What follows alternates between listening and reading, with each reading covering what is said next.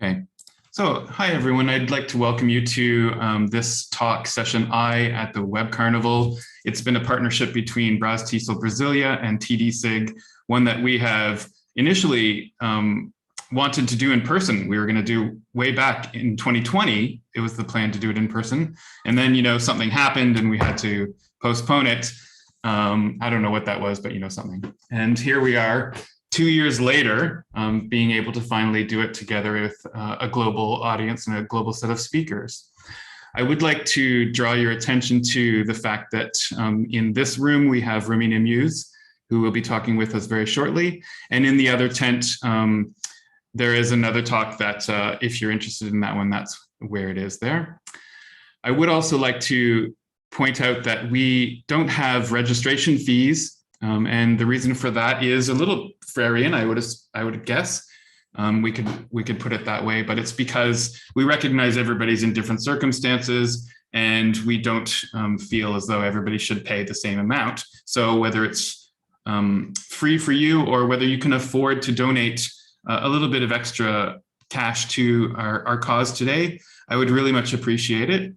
The reason we're doing donations, aside from the fact that everybody can afford different things, is that we like to split the proceeds between three charity functions. One is Untitled itself, which does a lot of good work through charity and donations. Another is Braztesol Brasilia, of course. And finally, we are eliciting suggestions from participants as to different needy charities. And last year, we donated almost £400 to Casa which is the one that won out to the charities last year. And so we're really hoping that we can match that or become sort of similar this year to a needy charity. As you can see, let's just refresh this. We're currently at £128. That's how much we've raised so far. So I'm really grateful and thank everybody for their donations thus far. That said, I'm going to move things over to Romina and turn off my mic and allow you to enjoy this wonderful session when you're ready. Okay, well, hello everybody. Welcome to my talk. And today I'm going to be presenting Kate Chopin read through Paulo Freire's Critical Pedagogy. But before I get into my talk, I'm really grateful for IATEFL and Braztesol for having me here today. Well, so let's get started. When I was planning this talk, I said, well, I'm going to prove a hypothesis, and this hypothesis is going to end up into a statement at the end of the talk. And as this talk comes from a Freirean angle, I'm going to be asking your participation. So please feel free to participate. Maybe you can have your microphones turned on, or you can, of course, you are invited to write in the chat. Well, so what I am setting out to propose today is that Kate Chopin can be read through Paulo Freire's Critical Pedagogy, and that actually any fictional work can be read through Freire's philosophy. So let's get moving, and just give me a sec. I need to minimize this. All right, so here we go. So the objectives, how I'm gonna prove this hypothesis. Well, we're going to have as one, the big objective of today's talk is going to be how to incorporate literature in our EFL classrooms, how to analyze a literary work, how to analyze sociological concerns. And this is where you can see that Freire is going to hop in the talk. And finally, and ultimately, we're going to be exploring the ties between Chopin and Freire. So I know you've probably have been participating in the talks, in the great talks my colleagues have been giving. And so we're going to be discussing very briefly Freire's philosophy. So as I recently attended Isabella's talk, and she was describing this banking model of education. So Freire was criticizing that, actually. He was criticizing a system in which education was seen as what he termed and coined as the banking model, in which students were seen as passive, empty receptacles to be filled by the all-knowing teacher. And so it was like the teacher was depositing her knowledge, or his knowledge, into their students. Yeah, and so of course Freire, and Freire, before I forget, he was linking this system of education with the relationship between the colonizer and the colonized, or the relationships between the oppressor and the oppressed. And so teachers who were stepping into this type of model were participating in a system in which critical thought was being discouraged. They were perpetuating oppression, and this type of model is dehumanizing both teacher and students alike. So he came with his Pedagogy of the Oppressed, which he published in 1967. And so I'm going to quote Freire, reading on my screen. You can see that he says that effective education is built upon a democratic relationship between equals who are open to learning from one another. So this is our big task. This is the task of us progressive teachers, to bring equality into our classrooms, to be able to step into the narratives of the societies, to be able to question those narratives, to challenge ideologies, to challenge aspects behind gender, race, cultural beliefs that are in a way oppressing and bringing inequality. And so this is the idea today, that we are going to step into the pedagogy of the oppressed, to be able to find a plurality of voices in our lessons. And so to be able to promote dialogue, but a type of dialogue that is fed on solidarity, equal footing, and mutual respect between teachers and students alike. Because as Paulo Freire says, education is an act of love, and thus an act of courage. So, well, now you might be wondering, what is this lady, what is Kate Chopin doing in this talk? I will very briefly tell you who Kate Chopin was. She was an American writer. Her name was Kate O'Flaherty Ferris. I don't know if I am pronouncing that name correctly. She shortened it to Kate Chopin. And so her works are found in what it is called as regionalism or local color literature and realism. And even though Kate Chopin considered herself not to be a feminist writer, most of the aspects or most of the themes that she explores in her work intersect feminism, because she's going to be describing the role of women as that of being a subordinate, oppressive, submissive role. So you probably are starting to feel now that this is going to link, or her beliefs are going to be sort of walking the road of Paulo Freire. So I'm going to be very quick into describing what is this local color literature. Is that literature that speaks and mainly focuses on the social aspects, and it describes traditions and customs and the topography of places. And passing on to realism, she was like, her work pictured the society as it was. I'd like to call it as Chopin was describing what she was seeing without adding any romanticism to her literary works.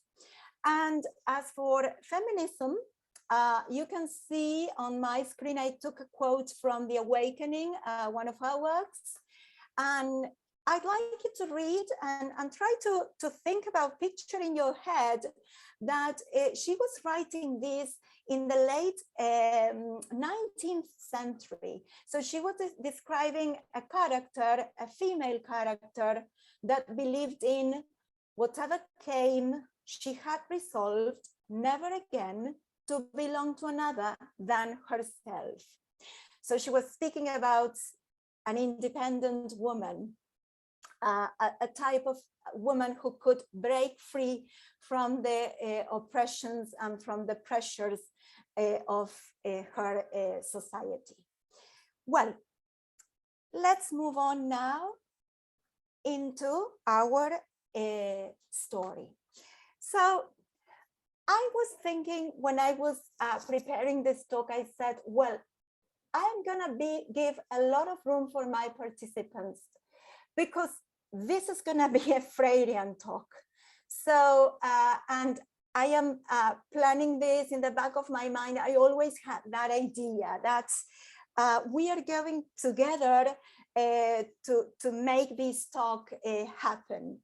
So I will be asking you questions because as Freire suggested, we need dialogue in our classes. So when I was thinking about this talk, I said, maybe I should record myself while reading the story, or maybe I should just show them a video of the sort of the plot summary of the story. I'm not going to read, of course, Desiree's Baby. It's not a long, short story, but it's 5 pages long. So I'm just going to be reading a summary of the story for you to get you into my talk. And so I will be asking you questions. So as I tell my students every time we step into literature, I ask them to be sitting down and standing, walking around. So feel free to do whatever you like. Maybe you want to close your eyes.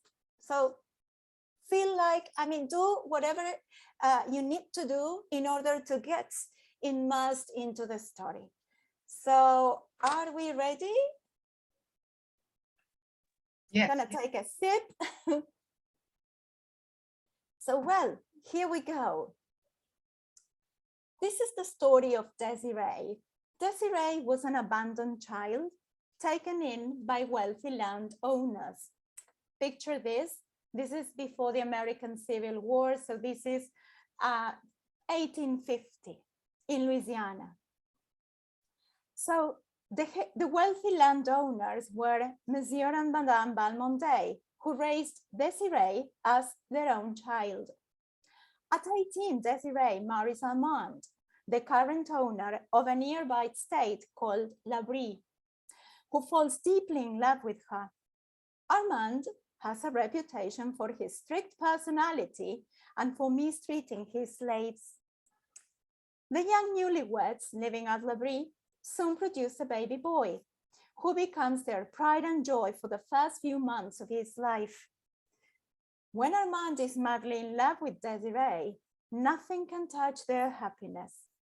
During this brief interlude, Armand becomes notably kinder to his slaves, treating them with understanding and tolerance. Unfortunately, there is something not quite right about the baby. So I will ask you, what can that something be not quite right about the baby? It would be great if you would like to share what that something could be.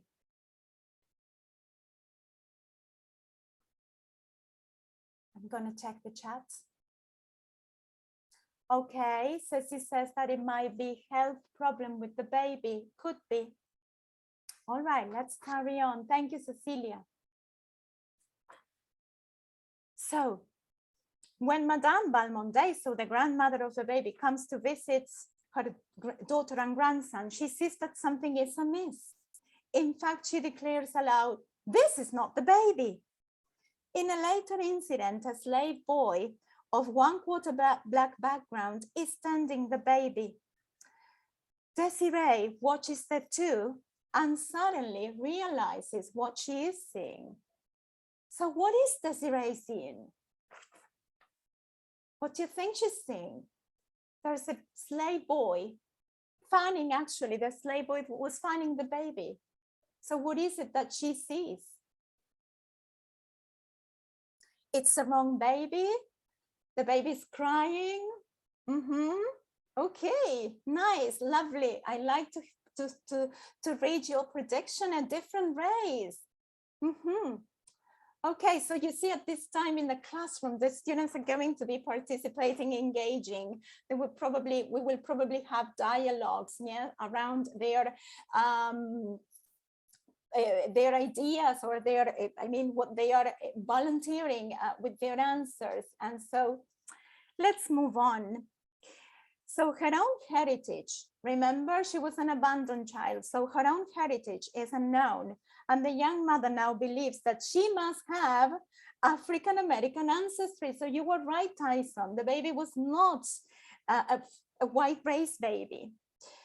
And so she has passed down this onto her baby.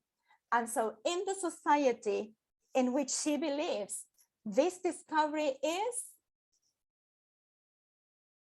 what is this discovery? Is it possible? Is it tolerable? Is it intolerable? What do you think? Astonishing, not well received. Exactly. So Desiree willingly shares her fear with Armand, with her husband, who has recently been acting distant and often absent from home. When questioned about the baby, Armand coldly informs his wife that the baby is not white. Furthermore, that she is not white. Poor Desiree has trouble denying this charge, as neither she nor her adoptive parents know anything about her true heritage. Madame Balmonde urges the miserable girl to... What is grandma encouraging her daughter to do? What do you think?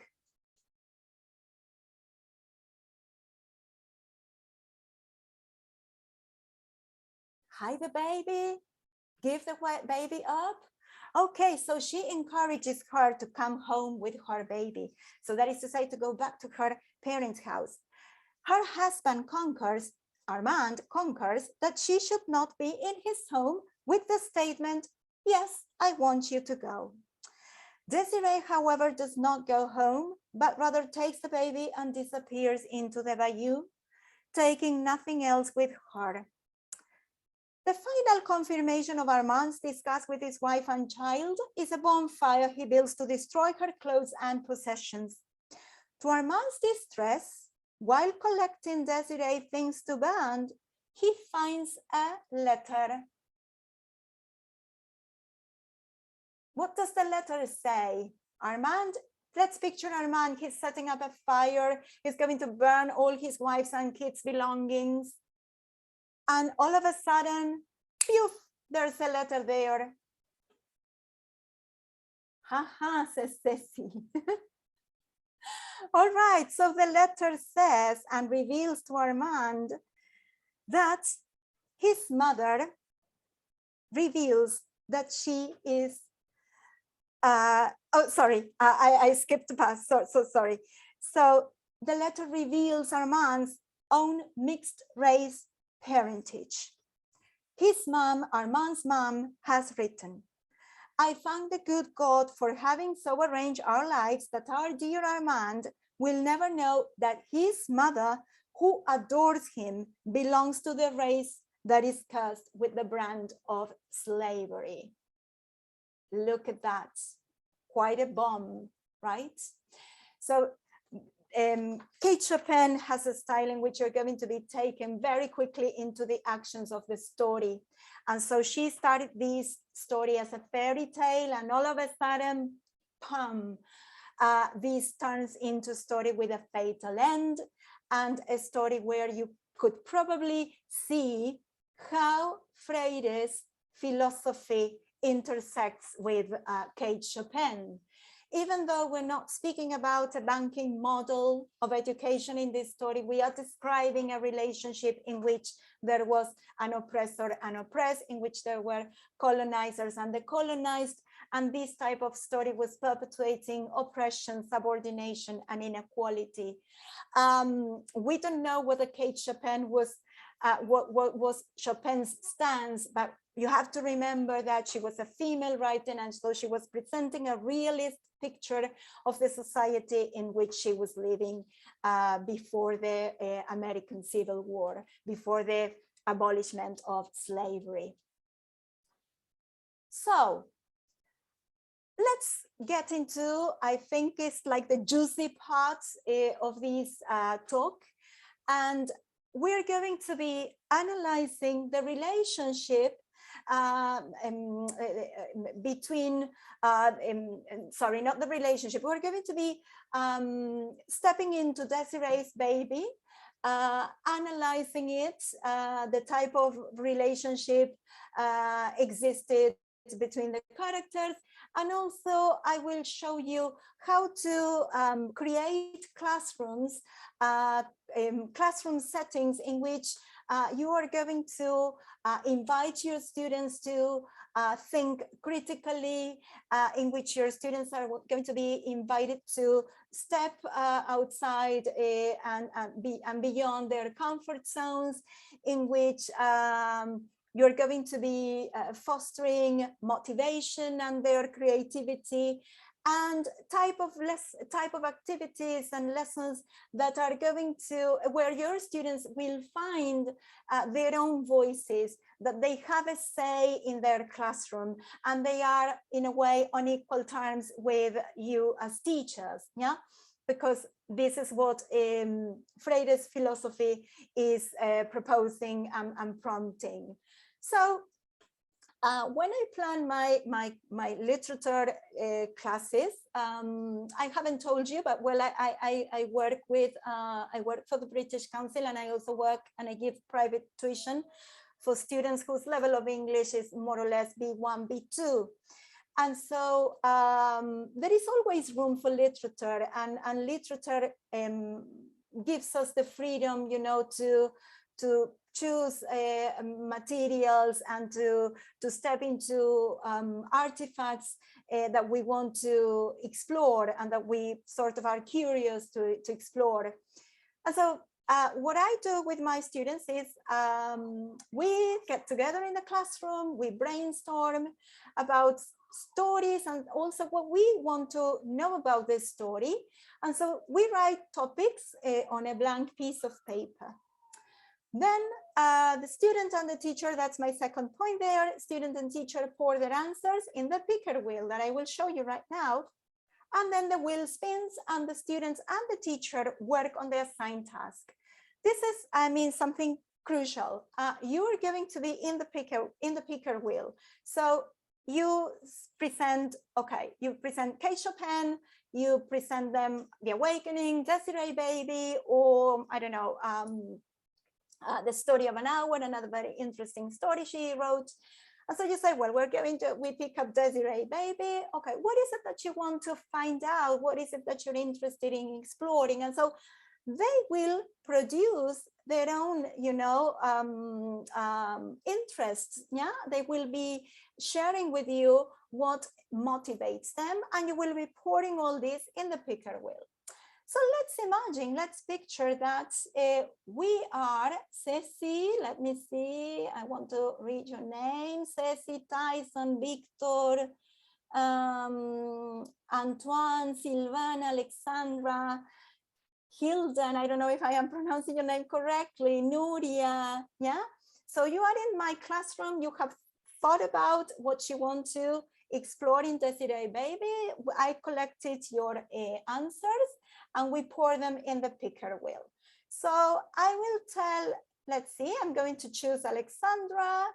So we're going to get into the picker wheel. Have to close the ads. Just give me 1 sec. All right, so here we go. In the wheel, the wheel contains your students' suggestions. So I spin it and I said, Antoine, you are going to work on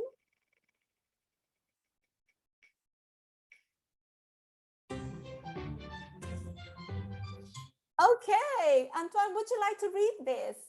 Do you feel like reading what you get?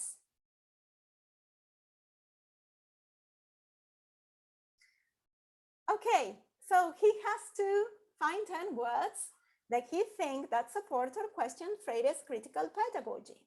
And then he has to explore this from Roland Barthes' quotes that I will describe in a sec. Not in a sec, in some minutes. So let's see, Nuria. Nuria, I'm going to spin the wheel for you.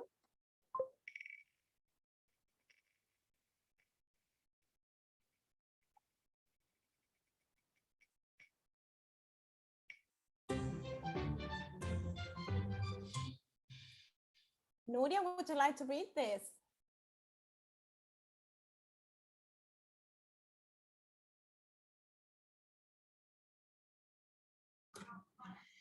Everyone's so shy, I think.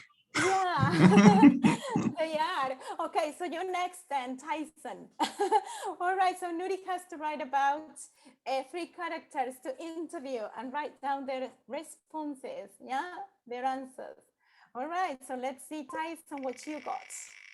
What you get, sorry.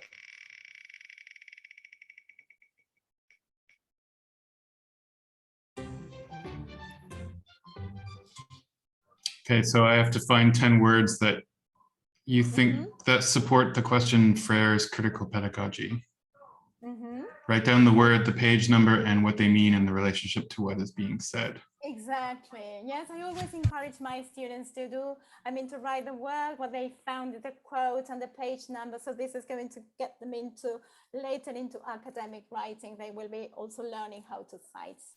Well, so far, as you can see, what we have read, the findings in the wheel have all been produced by my students, yeah?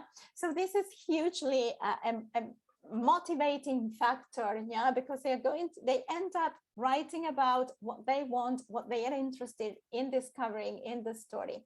They may get what they it can be a coincidence, can be a match, maybe Tyson thought about this and he got this, but the idea is that we give them this freedom, to explore any aspect of a literary work.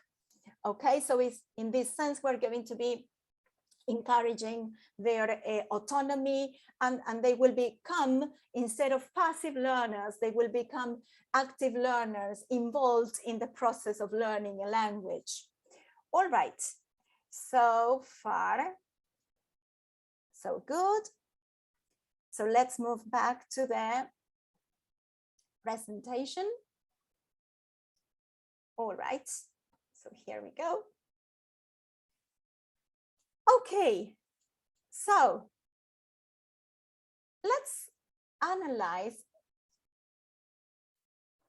some of these suggestions. Yeah, so we're going to analyze 10 quotes. We're not going to analyze 10 quotes. We're going to analyze, I think, 3 or 4 at most. And so that you think that support or question Freire's critical pedagogy. And as I was telling Tyson, you write down the quote, the page number, and what the quote means in relationship to what is being said. Yeah. So here are the quotes. I will invite you to read them. And to think about why some words are in bold.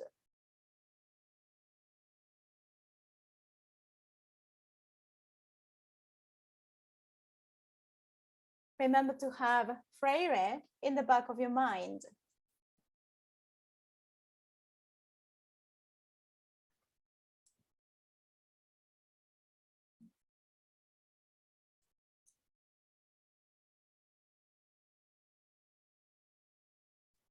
So we can say that Chopin was describing a society in which there was racism, classism. We find strong words, strict, Negroes, old master. So that speaks of a relationship between oppressor and the oppressed. Punishment. They were frightened. Armand frowned and Desiree trembled. Violence. And if we turn your attention to then a strange and awful change in her husband's manner, strange, awful, dear, averted, absented, avoided, dealings, slaves, miserable. So we can see that this was not a relationship based on equal terms. Here you have a couple more thematic quotes. So I will invite you to read them and to think about which words you would underline, you would write in bold, but what are the words that are speaking about Freire's philosophy? When we say that they speak about his philosophy, it can be that they reject, they reflect, but they speak about his philosophy. And then I will show you what words my students have highlighted. But it might not be the words that you have highlighted or that you would highlight.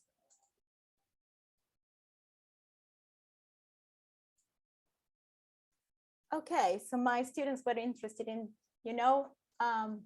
studying and getting into racism. So they highlighted white, whiter, la blanche, which was very ironic because this is the compound where the slaves lived, cruelly. And the last quote, which is the punchline in the story, race, cursed, and slavery. So I know that we are teaching classes, we're teaching EFL classes, so we should also focus on the acquisition of language. So we can turn this into an open-close activity. So if you feel like you remember what words are hidden, and you may want to type them in the chats. You may want to do 1 and the word, 2 and the word. Let's see. Exactly. Thank you. Thank you, Ceci. Yeah, thank you, Tyson. Yeah, I will reveal the words. Yeah, white, race, slavery. And this activity can also be an invitation, an extension into stepping into racism, into slavery. So your students may want to feel like writing an opinion piece about slavery, about racism. All right. Pickerwild has many other activities, like, for example, finding words and equating them with Roland Barthes codes that I will describe in a minute. My students have also suggested that a literary work could be navigated, could navigate a different format. Like they could look at this, they could create a Facebook page or a Twitter account or a YouTube webisode. Imagine Armand and Desiree having a Facebook page or a Twitter account. Yeah. All right. So why Roland Barthes? Because I think that behind Freire, he wants to find these multiple voices. He's encouraging that the students are heard in the classroom, that they have a place in the classroom, and that they are taken care of. Yeah. So in the case, this man that you can see on the slide is Roland Barthes. He was a structuralist, he was a linguist, and he said, as all structuralists, he was very interested into the semiotic aspect of the language. That is to say, what the words signify and what their signifiers are. And so multiple signifiers, so there is a polysemy, there is a sort of multiplicity of meaning in any text, because Roland Barthes suggested that texts could be either readerly or writerly. So a readerly text was that text that was there to be consumed, and a writerly text was the one that was there to be presumed. So that is to say, type of text in which readers can produce their own text, because anytime you encounter a literary piece, that literary piece is you're going to give meaning, you as readers are going to give meaning to that literary piece. And so he came up with his Roland Barthes codes. And so he categorized these codes into 5 aspects or characteristics: hermeneutic, semes, symbolic, proeretic, and cultural. So the hermeneutic code deals with the enigma. The semes code deals with what is the connotation of the text.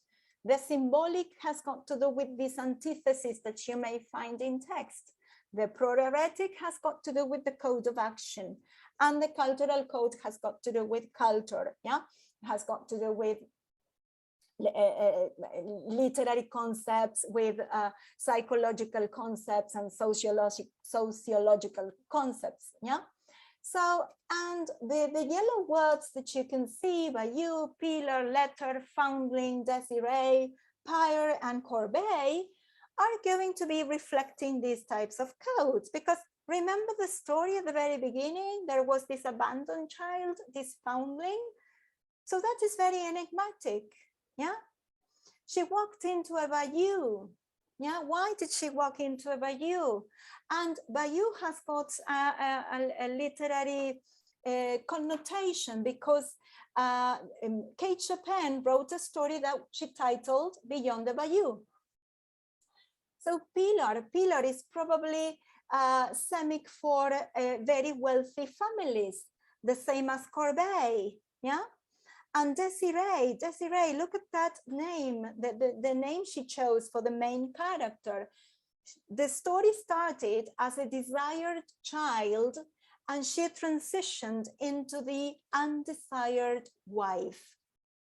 So it's very interesting to explore any story from Roland Barthes codes, and because you're going to find, your students are going to give different meanings. I'm giving you the meanings that I associate the words with, but of course your students are going to find multiple meanings and different meanings. So more to do with the picker wheel, yeah? As I was telling you, you can write a thematic article. You can write a list of allusions, similes, metaphors, so literary devices that you can find in the story, and see if they reflect or if they don't reflect Freire's philosophy. You can carry out research on the literary movement behind the story to check whether Freire's philosophy is reflected or rejected. You can make a collage, this is very artistic, about a theme. You can make a PPT presentation or a Canvas presentation and a Mentimeter. And before the talk, my talk comes to an end, I'm going to show you what my students have produced, and then we're going to do together a Mentimeter. All right, so why literature? Why? Remember when I started today's talk, I said, well, I'm going to tell you why literature, why the importance, I'm going to speak about the importance of incorporating literature into our classrooms, because literature gives access to language. We've been working with language so far. It gives access to the reading skills, the language skills, all 4 of them: reading, writing, speaking, and listening. It opens to cultures, to hear the social narratives of those cultures, to question them, to challenge them. And it gives students access to their own self, to finding their own voices and to finding their own identities. And so critical pedagogy. And you would be wondering, and I also wondering, now that's a joke, why I have included Chimamanda Adichie. So you see Freire, Chimamanda Adichie, and Kate Chopin, because Chimamanda is always speaking about the importance of literature with a big L. And so literature, the danger of a single story, she calls. Yeah, so to present variety, to present different authors, to explore different aspects inside the story, so that your students are going to find themselves present in the story. And so critical pedagogy challenges the social narrative. And you have to start doing that. And I remember it's probably 3 or 4 years ago that I have started to include stories that challenge traditional gender stereotypes, so that you present in this way alternative views. So for critical pedagogy to take place, I think we have to think about our own classroom dynamics. It is better,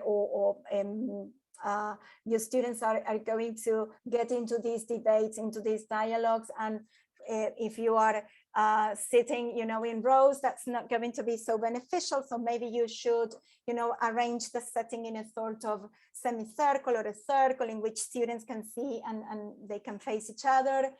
You as teacher, it's better if you're sitting down with them so that you show them that you are sort of on equal terms with your students.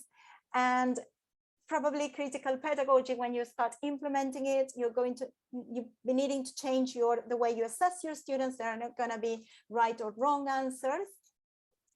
And you're going to be promoting activism, because this is what critical pedagogy is all about, no? To get involved into the social concerns and to challenge, those oppressing voices. And I will show you in connection with my last point. This was an email I got from one of my students after working in this way. She wanted to enter a contest about gender equality. And so she was asking me to check what she had written. And so she was taking part, she became involved in this big competition, questioning about gender equality. All right. So literature through Freire's philosophy. You're going to be problematizing your situations in the classroom, and these situations will open up and will lead you and your students into dialogues that will invite reflections, and dialogues that will invite critical thinking and critical thought. And in this way, you're going to be increasing humanity. All right, so let's take a sneak peek at what my students did. And I thought, because I know I love Kate Chopin, but I don't know if Kate Chopin is one of your favorite authors. So I said, I'm going to show you what they did with Jane Austen's Pride and Prejudice. And so here we go. My students decided to present her work. And so they created, here we go to, I think it's Manuela's group. She presented a comparative analysis of the book and the Lizzie Bennet diaries. And so this is what Manu did. Yeah, so she got into the characters of the story, of the Lizzie Bennet story. And she wanted to speak about the endings of those two stories.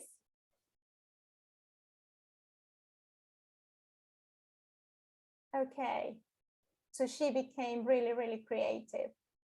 This is a genial presentation, and she's able to do this. I'm not able to move. Yeah, my presentation looked rather, fixed and stuck. All right, so let's get into, give me a minute. We're going to go back to the Prezi. All right, so let's take a look at, I think this one is Sophia's. All right, so she presented this through Canvas. I remember that Sophia and her group were very interested in exploring marriages in the past and marriages in the present. I love how interactive their presentations are. Okay, and then I'm going to show you, just a sec. All right, so going back to her, I'm going to show you Camila and Candela's. It is a truth universal knowledge. They worked through. Good fortune must be once of a wife. It is a comparison between Pride and Prejudice and Elizabeth Bennet Diaries. Pride and Prejudice is a novel written and published in 1813 by Jane Austen. It takes place in the Regency period, where women had to marry a man in the youth to provide herself and her family money to survive, regardless of true love. The novel follows the story of Elizabeth Bennet, a widow. Okay. So I hope you can take some of this into your own classrooms, and you can, that's my goal today, is that you can see whether you can implement this, whether you can borrow, and you can take some ideas with you and put them into action in your own classrooms. So last thing I will invite you to do is Mentimeter. I don't know if you've ever got into Menti. So it is www.menti.com. And I will invite you to think about what equality, what maybe freedom, what love means to you. And so the code of that Menti is 12737543. So 12737543. So think about what equality, what freedom, what love means to you, and feel free to give me multiple answers, because I was like, the purpose behind this activity was, okay, maybe there is not one thought, maybe there is not one word in connection with that. So feel free to pour in your answers. Okay, and so I will go to the Menti now. See what it looks like. Wow. Humanity, empathy, truth, agency, life, being. Thank you guys for sharing your thoughts, for sharing your ideas, for voicing them. So I will thank you very much for following my talk. And if you have any questions, I'll be eager to answer them. I might not have the right answer. Actually, Freire made it a point that it's not right answer. So thank you very much for following my talk. I hope it was up to your expectations. Excellent. Thank you so much, Romina. I actually noticed, this is not a relevant question per se, but I noticed your students addressed you as Romy. Yeah. Which is exactly. Honestly one of my favorite names. I really like Romy. I have a friend whose son is named Romy, actually. I think it comes from Romeo in his case, but in any case, I like the word play. Yeah, you like the association. I think Romina is an Arab name. I don't know if maybe I am mistaken, but yeah, they do address me as Romy. Yeah. Nice. People are giving some thanks. I don't think there are any specific questions. However, there was lots of thanks in the chat box. And for any of you who enjoyed this session with Romy, I would love to announce that you can see her again, not too far from now in the future. Let me just go there. TDSIG's pre-conference event at IATEFL conference this year in Belfast is on social and emotional learning. And one of our key speakers is Romina Muse. So if you had a good time today, I encourage you, you missed the early bird deadline to buy a ticket, but I encourage you to come. So that's one thing I'd like to share.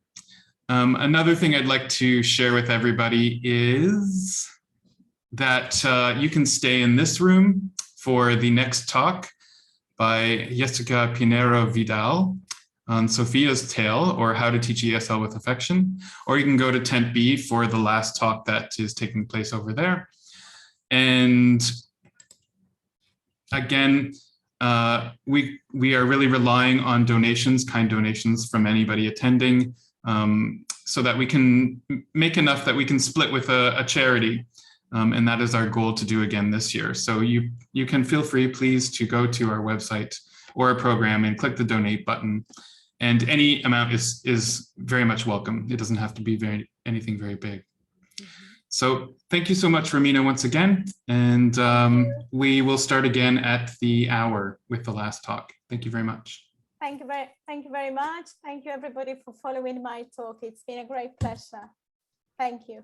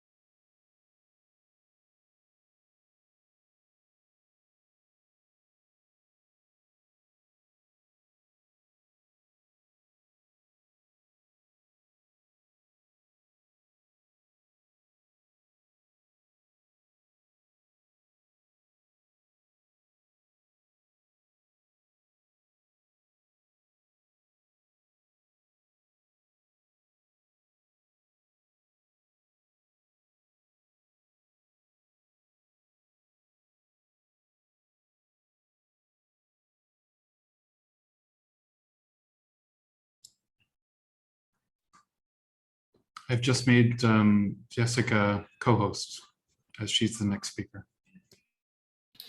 Okay, thank you very much.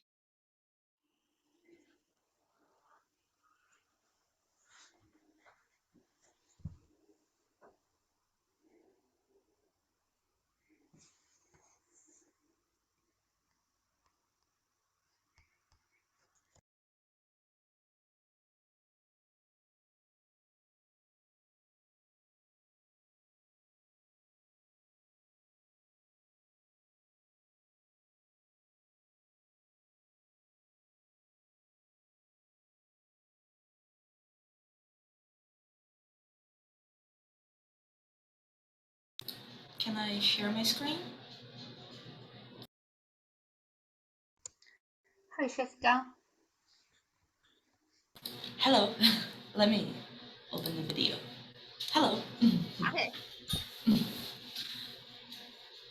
I'll share. Hey, Tyson.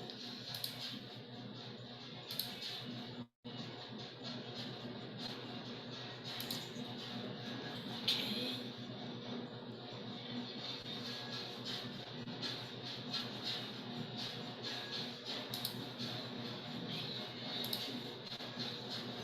Okay.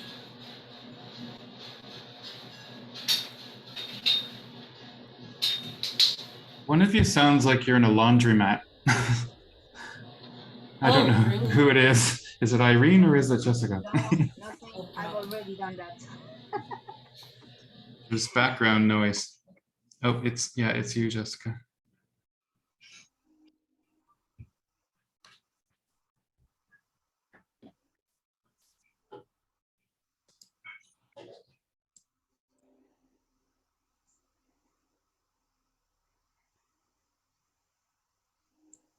It's not the worst case scenario. It's just, I could just hear it. Is it better now? No, it's the same. Oh my gosh. We can still hear you fine. So, I mean, you have a projecting voice in this situation too. It's just over top of sort of a rumbling. I'm not sure what it is in the background.